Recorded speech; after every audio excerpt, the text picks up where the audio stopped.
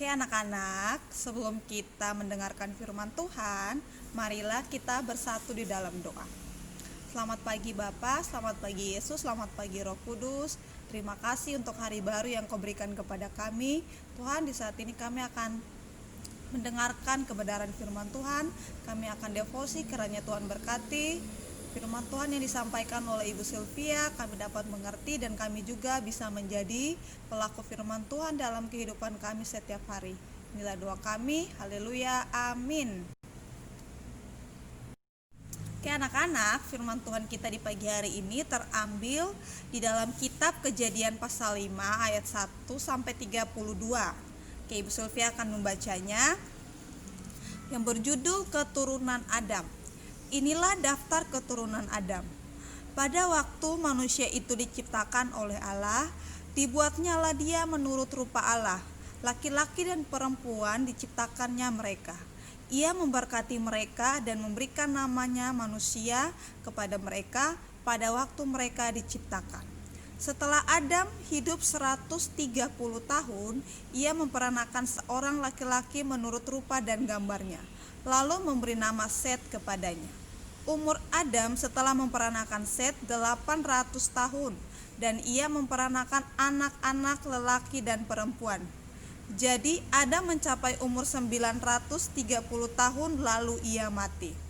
Setelah Set hidup 105 tahun, ia memperanakan Enos, dan Set masih hidup 807 tahun setelah ia memperanakan Enos, dan ia memperanakan anak-anak lelaki dan perempuan. Jadi Set mencapai umur 912 tahun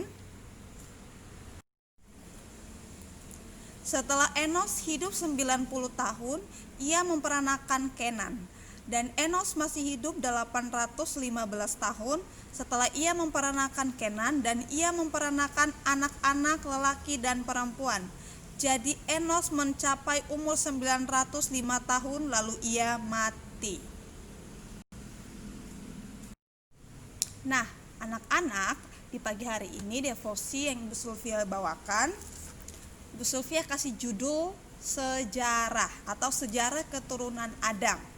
Nah, di saat ini kita akan fokus belajar tentang sejarah keturunan Adam.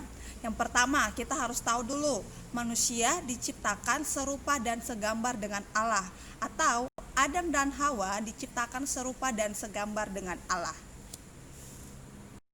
Oke, anak-anak, yang pertama dimulai dari Adam. Adam memperanakan Set, atau Adam mempunyai anak atau keturunannya yaitu Set. Kemudian setelah Set memperanakan Enos. Lalu Enos memperanakan Kenan. Kemudian Kenan memperanakan Mahalalel. Lalu Mahalalel ini dia memperanakan Yared. Kemudian Yared memperanakan Henok.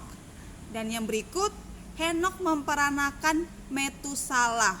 Oke, saat ini Ibu Sylvia menjelaskan keturunan Adam dari Adam sampai Metusalah. Untuk selanjutnya nanti akan dijelaskan oleh Ibu Ice.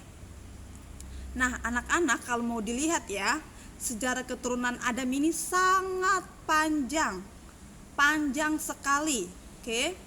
Nah, di sini kita belajar bahwa sejarah ini sangat penting supaya apa? Kita tahu adanya sejarah ini, kita bisa mengenal lagi siapa yang sudah terlebih dahulu ada sebelum kita. Kalau di sini kita lihat dari Adam. Oh, sebelum ada Set ada siapa dulu? Ada Adam ya. Oh, sebelum ada Enos ada siapa dulu? Jadi sejarah keturunan ini sangat penting bagi kita. Begitu juga dengan anak-anak. Anak-anak juga memiliki sejarah keturunan, baik dari opa oma, kemudian opa oma memperanakan papa atau memperanakan mama, lalu papa mama memperanakan anak-anak. Nah, itu yang dinamakan dengan sejarah keturunan. Jadi kita manusia ini memiliki sejarah keturunan supaya apa? Mengingatkan kita bahwa sudah ada yang terlebih dahulu atau yang mendahului kita. Nah, di sini kita juga harus ingat yang terlebih dahulu atau yang mendahului kita, yang merupakan sejarah yang paling awal itu adalah Tuhan Yesus. Sebelum ada manusia di dunia ini, sudah ada Tuhan Yesus terlebih dahulu, atau sudah ada Allah terlebih dahulu yang menciptakan kita. Nah, anak-anak, dari sejarah kehidupan ini, apakah Allah menciptakan kita hanya sekedar lahir, beranak, dan juga mati? Nah, di sini 3 hal ini sangat penting bagi kita ya. Ketika kita hidup di dunia ini, hanya sebatas kita lahir, kemudian kita besar, kita punya keluarga, kita beranak atau kita memperanakan, lalu setelah itu kita tua, kita mati. Apakah hidup kita hanya sekedar 3 hal itu? Tidak ya. Tuhan Yesus menciptakan kita di dunia ini sebagai mahkota ciptaannya yang paling mulia. Allah mengajarkan kita hidup di dunia ini bukan hanya 3 hal itu saja, bukan hanya lahir, kita beranak, lalu kita mati. Tidak ya. Kita hidup di dunia ini untuk mengerjakan kebaikan Tuhan, untuk hidup memuliakan nama Tuhan. Contoh, kita mengerjakan kebaikan Tuhan dengan cara apa? Mendengarkan devosi saat ini juga sudah merupakan salah satu contoh bahwa kita sudah memuliakan nama Tuhan.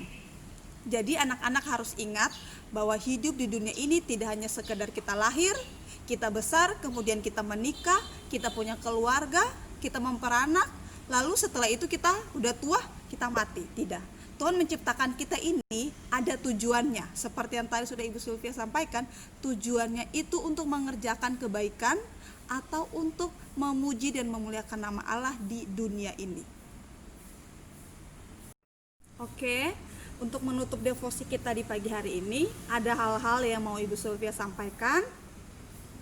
Yang pertama, ingat, tujuan Allah menciptakan manusia di dunia ini bukan hanya sekedar 3 hal yang tadi sudah Ibu Sylvia sebutkan, tapi yang pertama, hidup untuk memuji Allah, yang kedua, memuliakan nama Allah, yang ketiga, hidup bergaul atau dekat dengan Allah, keempat, melakukan hal-hal yang baik, yang kelima, hidup memberi dampak baik yang selalu diingatkan oleh generasi-generasi atau keturunan selanjutnya.